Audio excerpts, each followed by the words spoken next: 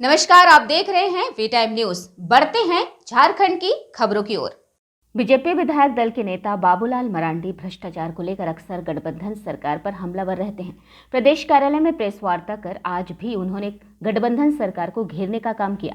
कहा, सरकार भ्रष्टाचार में ओतप्रोत है। शराब घोटाला का उजागर करते हुए उन्होंने कहा, एक साजिश के तहत छत्तीसगढ़ कंपनी को टेंडर दिया गया था। यही कारण है कि करोड़ों रुपए का राजस्व का नुकसान राज्य को हुआ। पत्राचार के माध्यम से कई बार हमने इसे उजागर करने का काम किया। बाबूलाल ने A to Z infra service limited पर कई आरोप लगाए। लगातार भारतीय जनता पार्टी जिन मुद्दों को लेकर के संघर्ष करती है उसमें से एक बड़ा मुद्दा है, महत्वपूर्ण मुद्दा है, वो है करप्शन की, भ्रष्टाचार।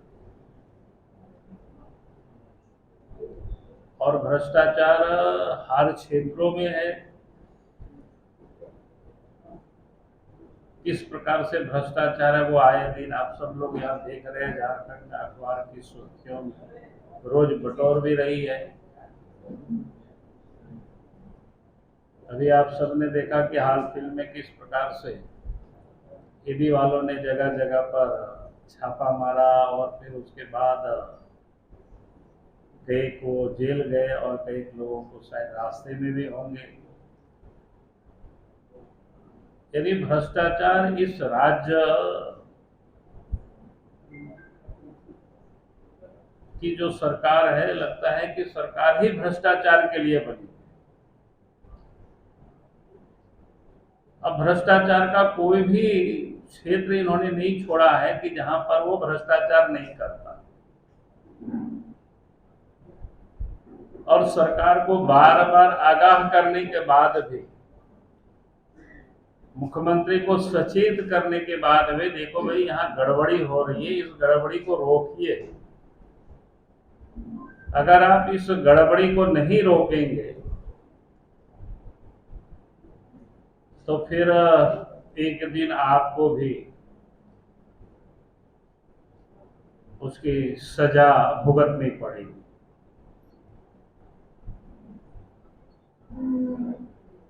तो मैं कह रहा था कि उस भ्रष्टाचार में से एक बड़ा भ्रष्टाचार इन दिनों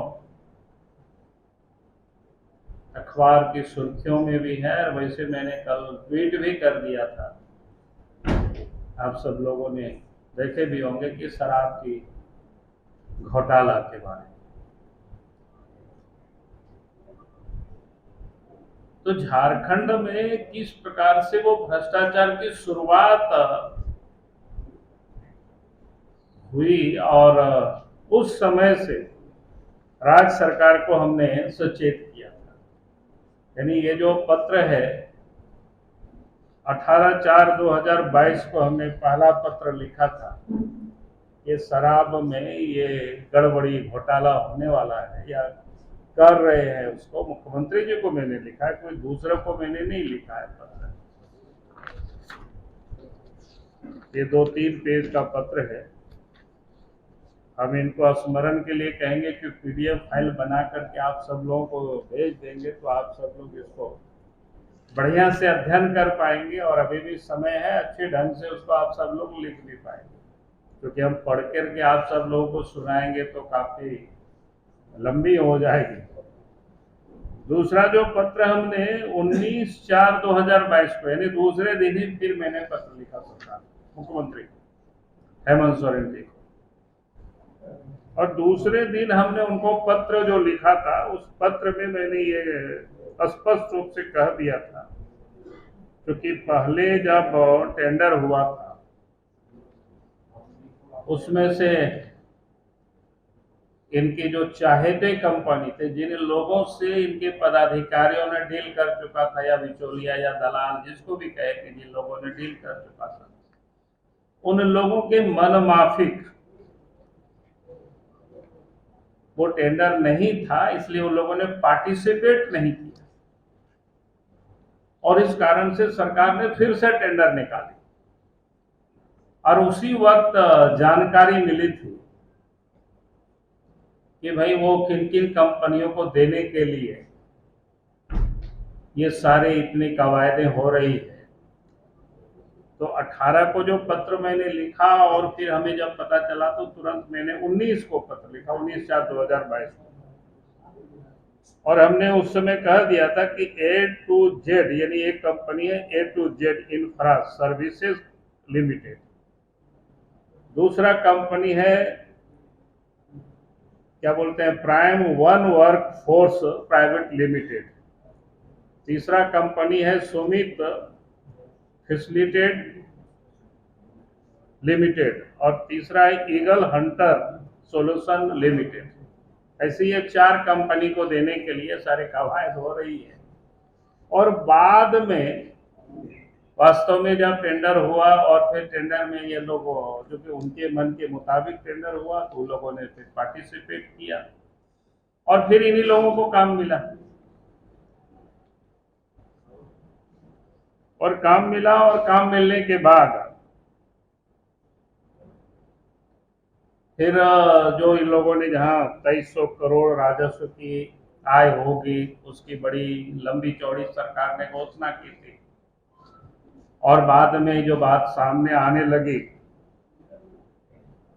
कि अब राज्य सरकार को बहुत बड़ी नुकसान हो रही है, तो उस समय भी जो जानकारी मिली और अखबारों में भी जब छपा तब हमने उस वक्त दिसंबर में फिर मैंने सरकार को पत्र लिखा 9/12/2022 में, और हमने उस वक्त भी कहा कि भाई आप इस पर कार्रवाई करें, क्योंकि जो विषय की हमें जानकारी मिल रही थी तो बिल्कुल स्पष्ट था कि किस प्रकार से ये लोगों ने गड़बड़ कर रहे हैं। और 2 दिन पहले जब पता चला कि ये जो शराब के जो कंसल्टेंट थे जो छत्तीसगढ़ की कंपनी और सप्लायर थे, और फिर झारखंड का जो उत्पाद विभाग है, एक्साइज विभाग है, इस सब लोगों ने मिल करके जो इस प्रदेश की राजस्व की जो घाटा है वो 450 करोड़ रुपया एक प्रकार से लोगों ने पहुंचा दिया। और ये मामला तो सब चुपचाप ही था, लेकिन ये लोग तब सक्रिय हुए जब छत्तीसगढ़ के में ईडी ने वहां पर छापा मारा और फिर एक सुराग में मिले और झारखंड सरकार के सचिव एक्साइज के और आयुक्त को जानकारी जो मिली कि उनको नोटिस दिया और उसके बाद ये हड़कंप मचा और फिर ये 4.5 करोड़ रुपया 450 करोड़ रुपया रिकवर करने के लिए उन लोगों को नोटिस दिया जाता है और उन्हीं लोगों से काम में लिया जाता है। आज भी वही सारे लोग काम कर रहे हैं। संभवतः उनके काम की 10-12 दिन ऐसे बचा हुआ है।